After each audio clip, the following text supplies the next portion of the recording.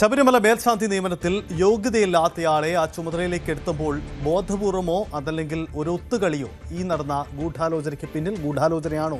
ഇതാണ് നമ്മൾ പരിശോധിക്കുന്നത്. ടോം കുര്യാക്കോസ് തന്നെയുണ്ട്. ടോം, നമ്മൾ ഒട്ടുമിക്ക, അതായത് മേൽശാന്തിയിൽ അയോഗ്യതയുള്ള ഒരു വ്യക്തി, വേണ്ടത്ര യോഗ്യതയുള്ള ഇല്ലാത്ത വ്യക്തി ഈ ചുമതലയിലേക്ക് വന്നതിൻ്റെ ഒട്ടുമിക്ക രേഖകളും നമ്മൾ സമർത്ഥിച്ചിട്ടുണ്ട്, സ്റ്റോറിയിലുണ്ട്. അതിനപ്പുറം നമുക്കൊന്നുകൂടി പ്രേക്ഷകർക്ക് വേണ്ടി എന്താണ് നടന്നിരിക്കുന്ന ഈ തട്ടിപ്പ്, ഇത് ബോധപൂർവമാണോ അതല്ല ഒരു ഒത്തുകളിയൊന്നോ സംശയിക്കാവുന്ന എന്തൊക്കെ സാഹചര്യമാണ് നമുക്ക് പ്രേക്ഷകരോട് പങ്കുവയ്ക്കാം?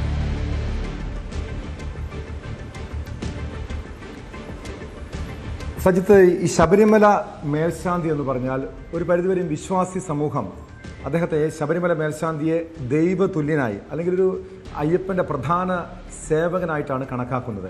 അതായത് ഏറ്റവും ശ്രേഷ്ഠമായൊരു പദവിയിലിരിക്കുന്ന വ്യക്തി. അങ്ങനെ ഒരു പദവിയിലേക്ക് ഇ.ഡി. പ്രസാദ് എത്തിയത് പല അട്ടിമറികളും തിരിമറികളും നടത്തിയെന്നാണ് നമ്മുടെ അന്വേഷണത്തിൽ വ്യക്തമായത്. അതായത് നമുക്കറിയാം, ഈ ശബരിമലയിലെ സ്വർണ്ണക്കൊള്ളയുമായി ബന്ധപ്പെട്ട വിവരങ്ങൾ പുറത്തു വന്നപ്പോൾ വിശ്വാസികൾ ഞെട്ടിയതാണ്, കേരള സമൂഹം ഒന്നടങ്കം ഞെട്ടിയതാണ്. പക്ഷെ അതിലും ഞെട്ടിപ്പിക്കുന്ന വിവരങ്ങളാണ്. അതായത് വിശ്വാസി സമൂഹത്തെ, ശബരിമലയിലെ വിശ്വാസികളെ, അയ്യപ്പനെ ഏറെ സ്നേഹിക്കുന്ന, വിശ്വസിക്കുന്ന ഒരു വിശ്വാസി സമൂഹത്തെ മുഴുവൻ അവഹേളിക്കുന്ന രീതിയിലുള്ള നടപടികളാണ് ഈ മേൽശാന്തി നിയമനവുമായി ബന്ധപ്പെട്ട് ഉണ്ടായത്. അത് ഏറ്റവും പ്രധാനമായും ഞാൻ ഈ തിരുവിതാംകൂർ ദേവസ്വം ബോർഡിൻ്റെ വിജ്ഞാപനം, അതായത് ശബരിമല മാളികപ്പുറം ദേവസ്വങ്ങളിൽ മേൽശാന്തിമാരുടെ നിയമനം സംബന്ധിച്ച് തിരുവിതാംകൂർ ദേവസ്വം ബോർഡ് ഇറക്കിയ വിജ്ഞാപനത്തിൻ്റെ പ്രധാനപ്പെട്ട ഭാഗങ്ങളൊന്ന് വായിക്കാം. അതായത് തിരുവിതാംകൂർ ദേവസ്വം ബോർഡിൽ ശബരിമല മാളികപ്പുറം ദേവസ്വങ്ങളിലെ മേൽശാന്തിമാരായി തെരഞ്ഞെടുക്കുന്നതിന് അപേക്ഷകൾ ക്ഷണിക്കുന്നു. അതായത് കഴിഞ്ഞ വർഷത്തെ വിജ്ഞാപനമാണ്. ആ വിജ്ഞാപനത്തിൽ ഈ അപേക്ഷിക്കാൻ വേണ്ടി ചില മാനദണ്ഡങ്ങളുണ്ട്.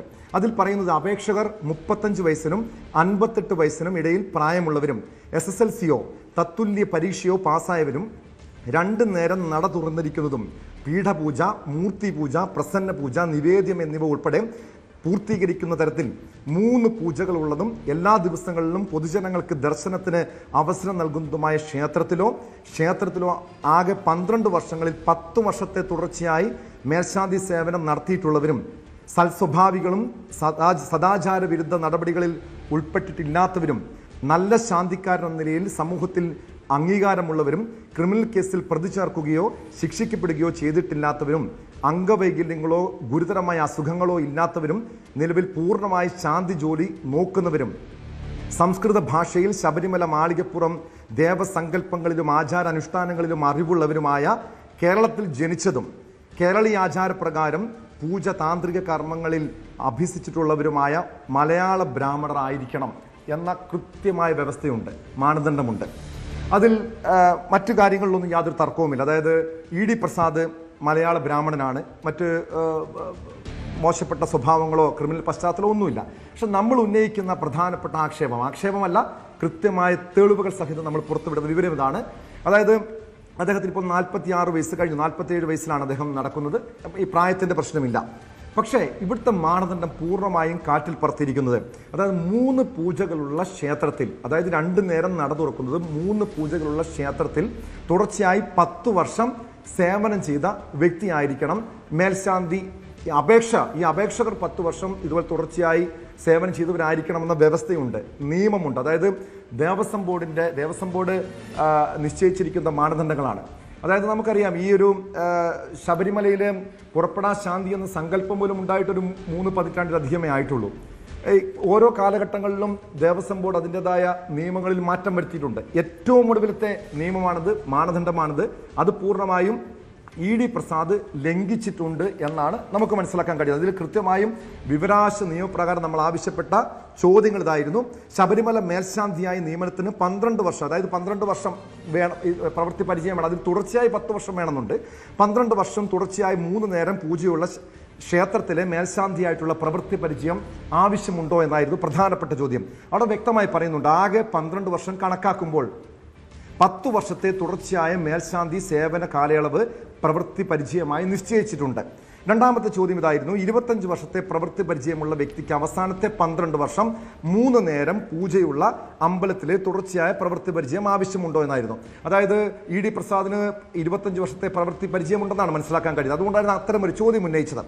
അവിടെയും വ്യക്തമായി, അതായത് ആദ്യത്തെ ചോദ്യത്തിന് ഉത്തരമായിരുന്നു, അവിടെയും 10 വർഷത്തെ തുടർച്ചയായ മേൽശാന്തി വരെ, അത് 25 വർഷത്തെ അല്ല, 25 വർഷത്തെ ആകെയുള്ള പ്രവൃത്തി പരിചയമല്ല, അവസാനം അതായത് തുടർച്ചയായി 10 വർഷം 3 നേരം പൂജയുള്ള ക്ഷേത്രത്തിലാകണം. ഇനി അടുത്തത് ചോദ്യം ഇതായിരുന്നു, 25 വർഷത്തെ സർവീസിൽ ക്ഷേത്രത്തെ 12 വർഷത്തിൽ 6 വർഷക്കാലം 3 നേരം പൂജയില്ലാത്ത അമ്പലത്തിലെ മേൽശാന്തിയായിട്ടുള്ള വ്യക്തിക്ക് ശബരിമല മേൽശാന്തിയായി നിയമനത്തിന് യോഗ്യതയുണ്ടോ? അതായത് അവസാനത്തെ 6 വർഷക്കാലം, ഏകദേശം 6 വർഷക്കാലം ഇ.ഡി. പ്രസാദ് സേവനം ചെയ്തത് 3 നേരം പൂജയുള്ള ക്ഷേത്രത്തിലല്ല. അതുകൊണ്ടാണ് അത്തരം ഒരു ചോദ്യം ഉന്നയിച്ചത്. അവർ കൃത്യമായി പറയുന്നുണ്ട് ഇല്ല.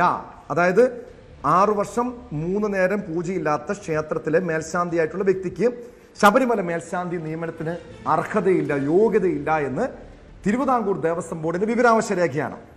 അടുത്ത ചോദ്യം ഇതായിരുന്നു, 25 വർഷത്തെ സർവീസിൽ അവസാനത്തെ 12 വർഷത്തിൽ 2 വർഷം നേദിക്കൽ മാത്രമുള്ള അമ്പലത്തിലെ മേൽശാന്തിയായിട്ടുള്ള വ്യക്തിക്ക് ശബരിമല മേൽശാന്തിയായ നിയമനത്തിന് യോഗ്യതയുണ്ടോ? അതിനുള്ള ഉത്തരവും ഇല്ല എന്നായിരുന്നു. അടുത്തത് 25 വർഷത്തെ സർവീസിൽ വിവിധ കാലയളവിലായി 12 വർഷം 3 നേരം പൂജയുള്ള ക്ഷേത്രത്തിലെ പ്രവൃത്തി പരിചയമുള്ള വ്യക്തി പ്രസ്തുത നിയമനത്തിന് യോഗ്യനാണോ? അതായത് 25 വർഷ കാലയളവിൽ ഈ മാനദണ്ഡം മതിയോ എന്നായിരുന്നു. അതിനും ഇല്ല എന്നായിരുന്നു ദേവസ്വം ബോർഡ് നൽകിയ മറുപടി. ഇനി ഇ.ഡി. പ്രസാദ് ഈ ശബരിമല മേൽശാന്തി നിയമനവുമായി ബന്ധപ്പെട്ട് നൽകിയ അപേക്ഷ, അദ്ദേഹത്തിൻ്റെ അപേക്ഷയ്ക്കൊപ്പം അദ്ദേഹത്തിൻ്റെ പ്രവൃത്തി പരിചയ certificate, medical certificate, police clearance certificate ഒക്കെ സമർപ്പിച്ചിട്ടുണ്ട്. അത് കൃത്യമായും ഈ ഇന്റർവ്യൂ ഘട്ടത്തിലേക്കൊക്കെ പോകുന്നതിന് മുൻപ് തന്നെ ദേവസ്വം വിജിലൻസ് കൃത്യമായും പരിശോധിക്കും. ഈ പരിശോധിച്ച ശേഷം ദേവസ്വം വിജിലൻസിൻ്റെ മേധാവി, അതായത് ദേവസ്വം വിജിലൻസ് ഓഫീസർ ഈശ്വരൻ നമ്പൂതിരി നൽകിയ റിപ്പോർട്ടാണിത്. ഈ റിപ്പോർട്ടിലെ വിവരങ്ങൾ കൂടി അറിയുമ്പോഴാണ് നമുക്ക് മനസ്സിലാക്കാൻ കഴിയുന്നത് എത്രത്തോളം വലിയ തിരിമറി അല്ലെങ്കിൽ വ്യാജരേഖ ചമച്ചിട്ടുണ്ടെന്ന് മനസ്സിലാക്കാൻ കഴിയുന്നത്. അതായത് കൃത്യമായും അപേക്ഷൻ്റെ പൂർണ്ണമായ പേര് പ്രസാദ് ഇ.ഡി. അദ്ദേഹത്തിൻ്റെ വയസ്സ് 46 വയസ്സ്, കഴിഞ്ഞ വർഷം 46 ആയിരുന്നു. ഇപ്പോൾ അദ്ദേഹത്തിന് ഏകദേശം 47 വയസ്സ് ഇപ്പോൾ പൂർത്തിയായിട്ടുണ്ട്, 47 വയസ്സ് പൂർത്തിയായി. മറ്റ് പ്രധാനപ്പെട്ട അദ്ദേഹത്തിൻ്റെ വിവരങ്ങൾ, അതിനകത്ത് ഒരു ചോദ്യം ഇതായിരുന്നു, ചോദ്യമല്ല, അദ്ദേഹത്തിൻ്റെ ഈ ഈശ്വരൻ നമ്പൂതിരി ദേവസ്വം വിജിലൻസ് ഓഫീസർ 17ാമത്തെ ചോദ്യം, അതായത് അപേക്ഷകനെ ശബരിമല മാളികപ്പുറം മേൽശാന്തി നിയമനത്തിന് ശുപാർശ ചെയ്യുന്നുണ്ടോ, ഉണ്ടെങ്കിൽ അതിൻ്റെ കാരണം എന്തായിരുന്നു എന്നായിരുന്നു. ഈ പറയുന്ന വിജിലൻസ് റിപ്പോർട്ടിൽ ഉള്ള ചോദ്യത്തിന് ഉത്തരമായി ഈശ്വരൻ നമ്പൂതിരി എഴുതി വെച്ചിരിക്കുന്നത്, കൈപ്പടയിൽ എഴുതി വെച്ചിരിക്കുന്നതാണ്, അപേക്ഷകൻ കൊച്ചിൻ ദേവസ്വം ബോർഡ് ജീവനക്കാരനും ടിയാൻ ജോലി ചെയ്ത ക്ഷേത്രങ്ങൾ 2 നേരം നട തുറക്കുന്നതും 3 പൂജകളുള്ള ക്ഷേത്രങ്ങളും ആയത് 10 വർഷം പൂർത്തീകരിച്ചതിനാലും ടിയാനെ ശുപാർശ ചെയ്യുന്നു എന്നാണ് ഈശ്വരൻ നമ്പൂതിരി ശുപാർശ ചെയ്തിരിക്കുന്നത്, ഈശ്വരൻ നമ്പൂതിരിയുടെ റിപ്പോർട്ടിലുള്ളത്. അപ്പോൾ സ്വാഭാവികമായിട്ടും ഇ.ഡി. പ്രസാദ് ഈ 10 വർഷം 3 നേരം പൂജകളുള്ള ക്ഷേത്രത്തിൽ സേവനം ചെയ്തിട്ടുണ്ടോ എന്നൊന്ന് പരിശോധിക്കണമല്ലോ. ഇത് നമ്മളല്ല പരിശോധിക്കേണ്ടത്, വിജിലൻസ് ഉദ്യോഗസ്ഥരാണ് പരിശോധിക്കേണ്ടത്. പക്ഷേ അദ്ദേഹം ഇപ്പോൾ പിന്നീട് മേൽശാന്തിയായി അദ്ദേഹത്തെ നിയമിച്ചു. അതിൽ പ്രവൃത്തി പരിചയ സർട്ടിഫിക്കറ്റ് അദ്ദേഹത്തിൻ്റെ കൈപ്പടയിൽ, അതായത് ഇ.ഡി. പ്രസാദ് നൽകിയിട്ടുള്ള അദ്ദേഹത്തിൻ്റെ രേഖകൾ, അദ്ദേഹത്തിൻ്റെ പ്രവൃത്തി പരിചയം സർട്ടിഫിക്കറ്റ് അല്ല, അദ്ദേഹം എഴുതിയിരിക്കുന്ന വിവരങ്ങളുണ്ട്. ആ വിവരങ്ങളിൽ അദ്ദേഹത്തിൻ്റെ 2011 മുതലുള്ള അദ്ദേഹം സേവനം ചെയ്ത ക്ഷേത്രങ്ങളുടെ പട്ടികകളുണ്ട്. 2011 മുതൽ 14 വരെയും കുമരൻചിറ ഭഗവതി ക്ഷേത്രത്തിൽ, തൃശ്ശൂരാണ്. 2014 മുതൽ 15 വരെയും തൃശ്ശൂർ ചേർപ്പിലെ പെരുമനം മഹാദേവ ക്ഷേത്രത്തിലായിരുന്നു. 2015 മുതൽ 17 വരെ ചോറ്റാനിക്കര എറണാകുളം എന്നാണ് എഴുതിയിരിക്കുന്നത്. 2015 മുതൽ 17 വരെ. ഇനി 2017 മുതൽ 2019 വരെ അദ്ദേഹം തൃശ്ശൂർ കുളശ്ശേരി ദേവസ്വത്തിന് കീഴിലുള്ള ക്ഷേത്രത്തിലായിരുന്നു. 2019 മുതൽ 20 വരെയും ചോറ്റാനിക്കര എറണാകുളം എന്ന് എഴുതിയിട്ടുണ്ട്. 2020 മുതൽ 22 വരെയും അതും തൃശ്ശൂരുള്ള ഒരു ക്ഷേത്രത്തിലാണ്. 22 മുതൽ ഉള്ള കാലയളവിൽ, അതായത് ഏറ്റവും അവസാനം അദ്ദേഹം ശബരിമല മേൽശാന്തിയായി അദ്ദേഹം സേവനം ചെയ്യുന്ന ആ കാലയളവ് വരെ അദ്ദേഹം തൃശ്ശൂരുള്ള ആറേശ്വരം ക്ഷേത്രത്തിലായിരുന്നു. നമ്മൾ ആറേശ്വരം ക്ഷേത്രത്തിൻ്റെ കാര്യവും പറഞ്ഞു. 2022 മുതൽ അദ്ദേഹം ആറേശ്വരം ക്ഷേത്രത്തിൽ സേവനം ചെയ്തു. അതായത് 4 വർഷത്തോളം 4 വർഷത്തോളം ഏകദേശം സേവനം ചെയ്തു. കൂടുതൽ വാർത്തകൾക്ക് news 18 Keralam YouTube channel subscribe ചെയ്യുക.